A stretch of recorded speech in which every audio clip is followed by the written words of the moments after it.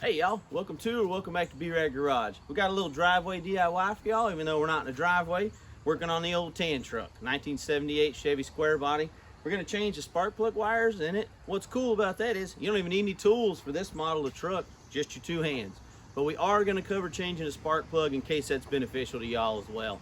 So I just wanna say I really appreciate the support. The liking and commenting and subscribing helps me out a ton. If you like the content, please consider subscribing. It helps me out a bunch. So y'all are awesome. Let me hush and let's make this thing be rad, y'all.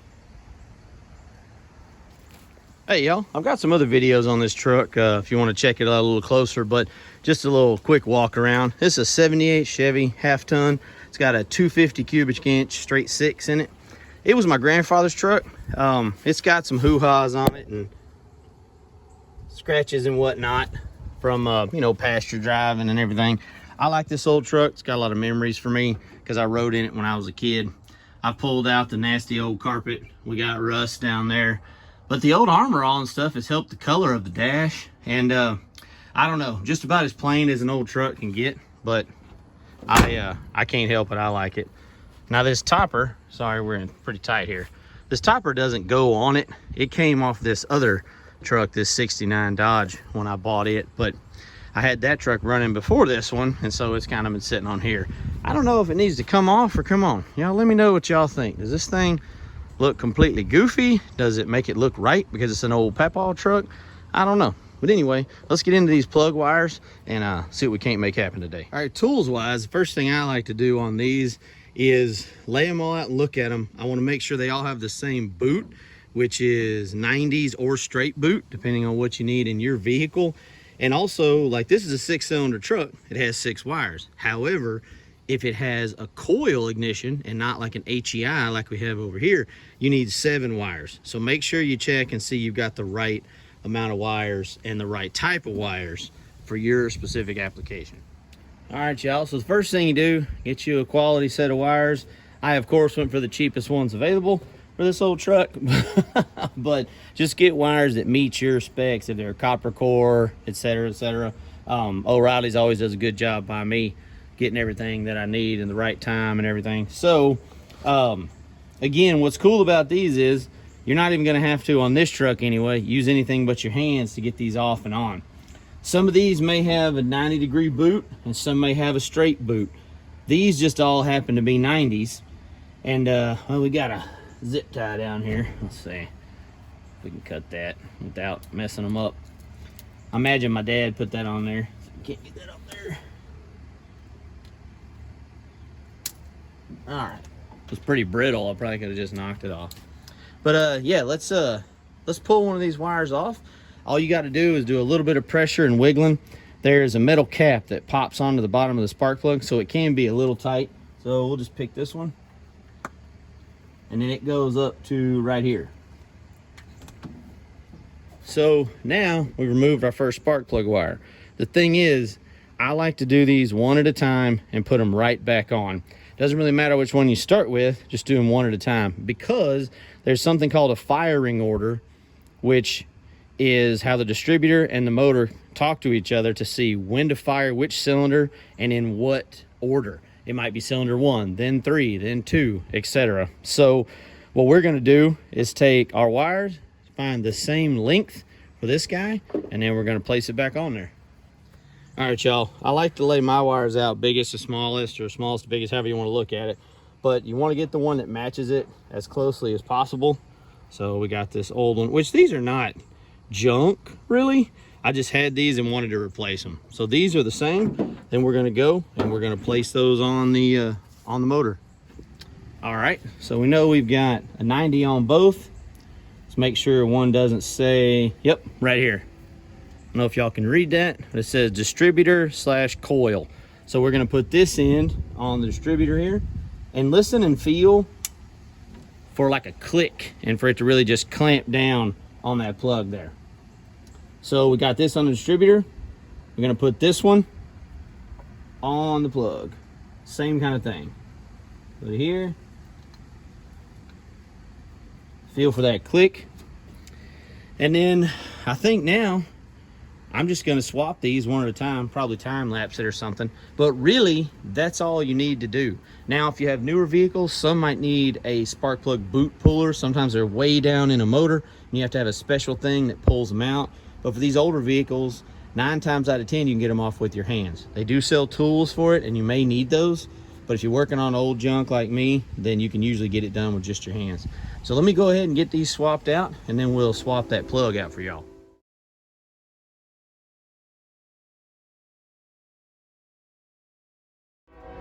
Oh, of course the train's going. So we got a little bit of a swap here, y'all.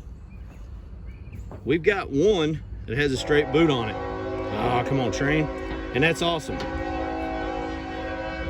Yep, still going. Yeah, nice job. So instead of having one on the motor, we've got 2 with a straight boot.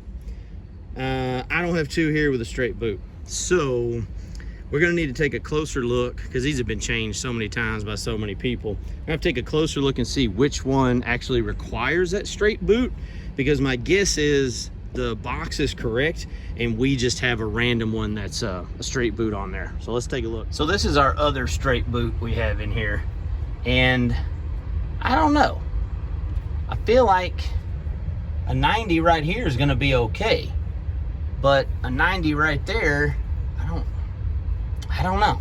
I feel like this is the straight boot one that's on here. So we need one that's about the same length, that's got 2 90s from our kit to place on here. So I don't know, that's where we're at right now. All right, on the straight boot, I believe it is the one down here. This was a booger bear to get out of there. It's even got a weird little crook to it. I don't know, but we're gonna put this in first and then loop this around the top. Come on, get on there, buddy.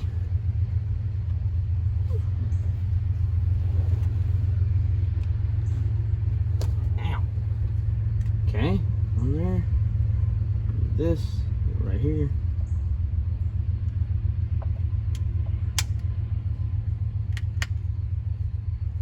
There we go. And that's a tight little loop. I don't know. It isn't super great either. I don't know. If y'all know which one is supposed to fit there, is that where the straight boot goes? Or is it maybe this one? Is it another one? I'm not sure. That's a heck of a bend, so that may not be right. Y'all let me know in the comments which one. So now's where we're gonna break out some tools, and we're gonna take out a spark plug, show y'all how to gap it, and then how to put it back in. You are gonna need a spark plug socket. The reason they're different is, I don't know if y'all can see down in there, but there's a rubber boot in here that helps grip that porcelain part of the spark plug so it doesn't bust and break, because they're very brittle. So let's get one of these out and then we'll take a look at it. So because, like I say, that porcelain can be brittle, spark plugs don't respond well to hitting and hammering. So see if you can put some downward pressure and then turn. Now these I just put in a little while ago, so they weren't that tight. But just so you know, I wanted to tell y'all not to really just go ham on these, and definitely not hitting them because they might snap. So here we've got, there we go, our electrode of our plug down here, and then it fires. This is the gap between the electrode and here, and that's how far the spark travels. And your plug can tell you a lot about your motor. If it's running really rich, having a lot of gas deposits, carbon. If it's running like it's burning oil, this will be all black and sooty, which this old truck might. We actually have a little bit down in there now. But let's look at how to gap these, and then we'll put this one back in.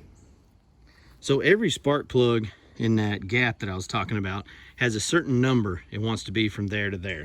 So you'll need a spark plug gauge of some kind, either feeler gauges or a small gauge like this with common numbers between. These are 0.035. So what you're going to do is take this tool and slide it up to where it's basically tight and almost kind of stuck at 135. If you were able to slide this all the way to 0.5 here, you'd be too far and have too much gap. Down here, if it was super tight, you wouldn't have enough gap. So you got to have the correct amount of gap for the spark to jump back and forth to keep your engine running correctly. So now we're just gonna reinstall this. Nothing too fancy to see there. Just gonna tighten it down snug, again, without no ugga-duggas and no hitting on it with your hand. All right, y'all, gave it a little shot. We're having some fuel tank issues, so we're just gonna run off that bottle there. Hopefully that fuel filter will fill up. We've probably got enough to hopefully get it to idle. Let's see if it'll do anything, and I didn't screw anything up with my plug wire change. All right, here we go, y'all.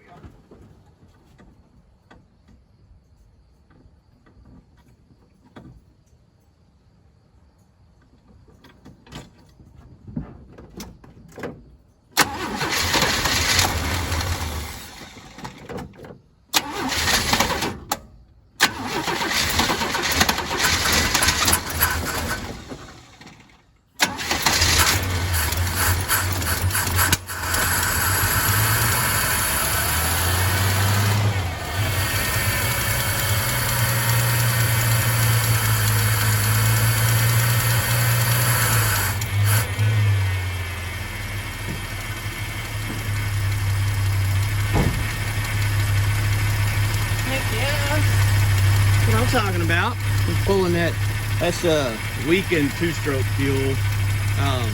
Man, these old sixes, man, I think they're great, man. Again, no powerhouses. They're not gonna, like, you know, blow your mind or anything, but man, they are neat little motors. Just idling. That's great. Our fuel pump's still working. Good. Carb's flowing pretty good. Idling pretty good. I'd say this is a success, y'all. Listen to that 250 cubic inches of fury. Those wires look weird on there. They're all clean and new, and everything's a shade of brown. Man, I love old rigs. Whew. All right, y'all, we did it. Man, it is muggy and sweaty as all heck out here. I hope y'all enjoyed that. Hope you got some knowledge out of it. If you want to get into working on cars and trucks, your own vehicles, you know, start with stuff like this. Start with stuff you look up, see if you need special tools. A lot of times you can rent those or kind of borrow them from places like O'Reilly's and other places. So, you know, look into that kind of stuff. Y'all can do this stuff, you know. There's always a time when we need to call people that are specialized and have specific tools and whatnot. But if y'all want to give stuff like this a try, research it, take your time, and I bet y'all can handle it. Thank y'all again for everything. Appreciate all the support, the liking and commenting and subscribing. This isn't the last video on this old truck. I've got some other ones too if you want to check those out. But as always, I'm a Hush. Now y'all get out there and make it be rad, everybody.